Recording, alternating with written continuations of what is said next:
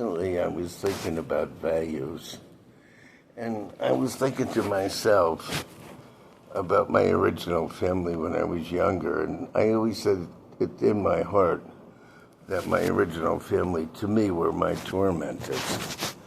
I always felt that they were greedy and self-serving, and it reminds me of a story that I heard somewhere, I forget. But the story was about a prisoner in a concentration camp praying. And the guard looked down at him and said, "What are you doing?" He says, "I'm praying." And he said, "Well, what are you praying about?" He says, "I'm thanking God." He says, "What do you have to thank God for?" He says, "I'm thanking God that I'm not like you." And that's how I always felt about the original family that I grew up with. I felt that they were self-serving and using, and I remember a story that I read, and it was in a book called A Man Without a Country. And there was a line in that story, and it said, "Breatheth a man with soul so dead." And it struck me that there are people with a dead soul. They don't have any scruples.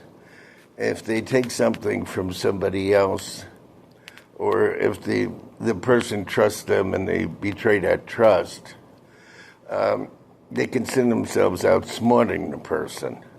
They consider themselves superior, that they were able to be so deceptive and so deceptive that they were able to take or steal from somebody else.